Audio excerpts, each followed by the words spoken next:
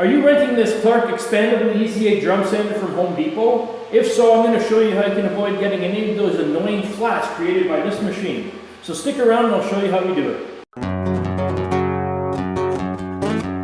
So I've been getting some questions on how to avoid getting chatter marks.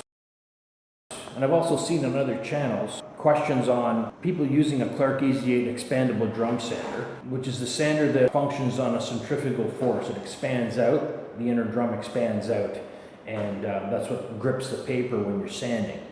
So a lot of people are mentioning, they're complaining that they're seeing these chatter marks throughout the floor after they're done. And there's one way you can avoid that, and you'll never have them when you're sanding.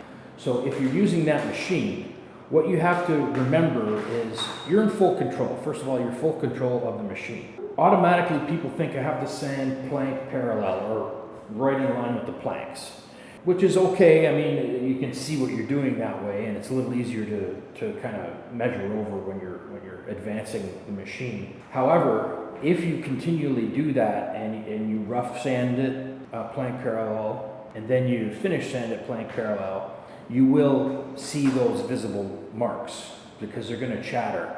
What's happening is that drum is spinning, but where it's contacting the floor, it's almost like a flat. So it tends to create these, like I call them more chatter marks, right? Because it's like a chatter of the machine that's hitting the floor.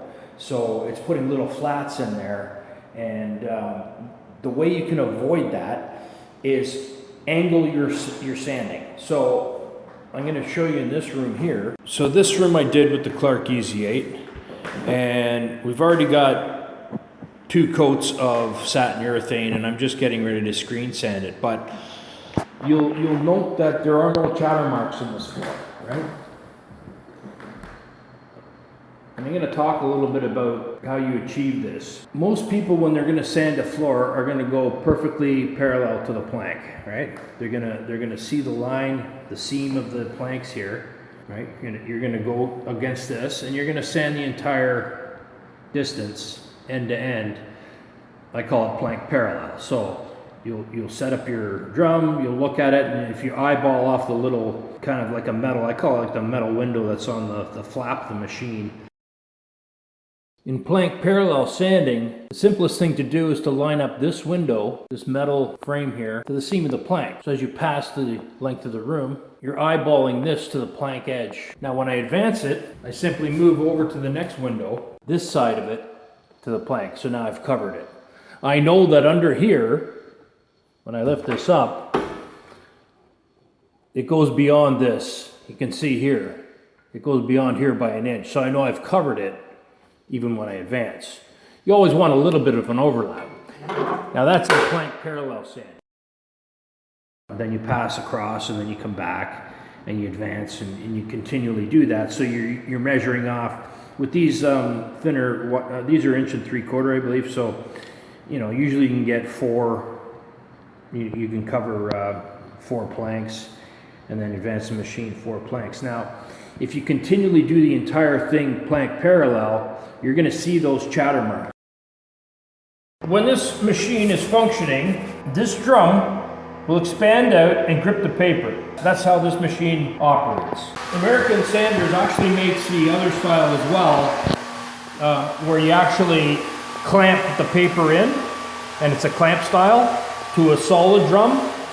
But this one here, if you look at it, it's an expandable. These are the machines that Home Depot rents out. And most of the other rental supply companies I've seen, they actually rent this machine out, this EZ8. So American Sanders has gone to this style. It's a little smaller when it's not running, and then when it's running, this expands out. But what happens is when you contact the floor, it's almost like about approximately 1 inch where this surface creates a flat because it's sitting flat, right?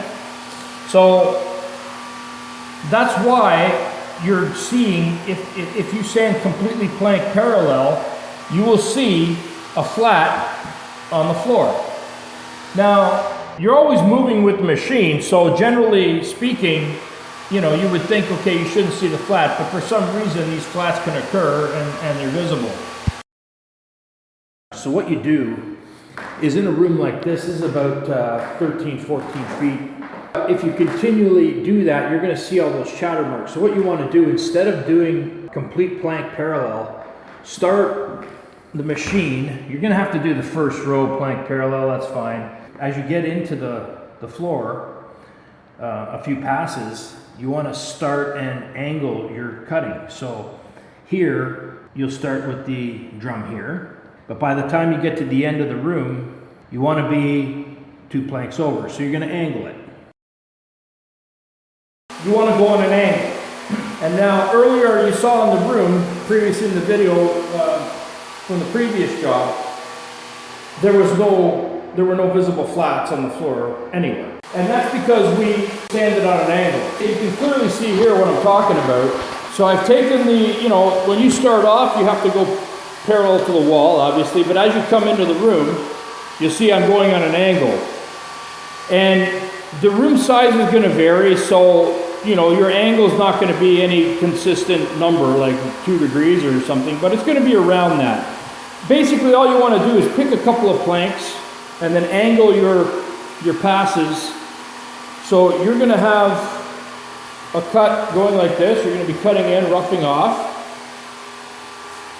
When I come back after the roughing and I do the 60 grit, so right now this is a 40 grit on here.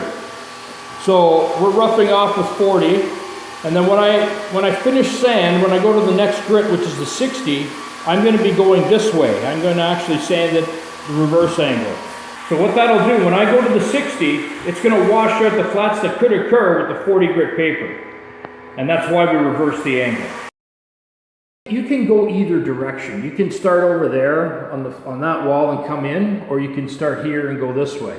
The bottom line is when you're doing the angled cutting, you want to make sure you stay consistent. So this is the rough off when you're just starting the job. So this is referring to when you're starting the job. You're just getting the machine going, you're starting off, and you want to make sure that you angle cut it. So when I'm roughing it off, I'll angle cut this way, and I don't know what the degree is, 2 degrees, something like that, who knows? That's really irrelevant. The point is you have to be consistent. So whatever you start on, if you pick 2 planks, you want to be on an angle going, let's call it a positive 2 degree. Okay, let's just say it's positive 2 degree. But that's going to vary because some rooms are shorter, some rooms are longer. The bottom line is you have to be angling it. So you want to angle across, do the entire room like that. And also you got to finish off your passes. Like you've got to finish off where you couldn't reach before, correct? Then, after that, you vacuum, then you switch to your higher grit once you've roughed off. You do the opposite. Okay, so when you go to your 60 grit, now you're going to angle it back this way, negative 2 degrees. Whatever that angle is, as long as you pick a consistent plank. So let's say 2 planks on these thinner boards. You're going to go this way, and you're going to cover the floor. And you're going to do the same on the last little bit that you had to redo, to get that last couple feet. So if you approach the sanding in that manner, you're not going to have those chatter marks because you're going to wash them out. Your sanding going the opposite way is going to wash them out. Now, the process that I use, and I know other guys have different methods, but the process I use then after I've done that is I still go to the OBS 18 anyway. So I go to an orbital sander. The reason I want the orbital sander after we've edgered the room, then we go to the orbital sander, the OBS 18. That prepares the grain properly for the stain. Just think of the floor, it's not to the extreme of, if you're doing a table, and you're going to sand up to 180 or 220, it's not to that extreme. It's a floor, right? But the point being is, I like to have it orbital sanded because you want the grain of the wood to be in the same state everywhere. Okay, so if I was just to drum sand and edger, you're going to have all kinds of irregularities. So I like to put the wood into the same state. But anyway, I'm getting a little off topic. The point is, if you do that, you're going to see there are no drum chatter marks at all on this floor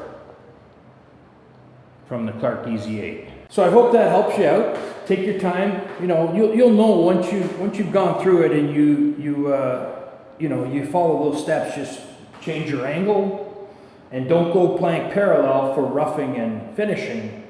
Then you'll get a nice even floor with no chatter marks. So if you found this video helpful, please hit like and subscribe to the channel.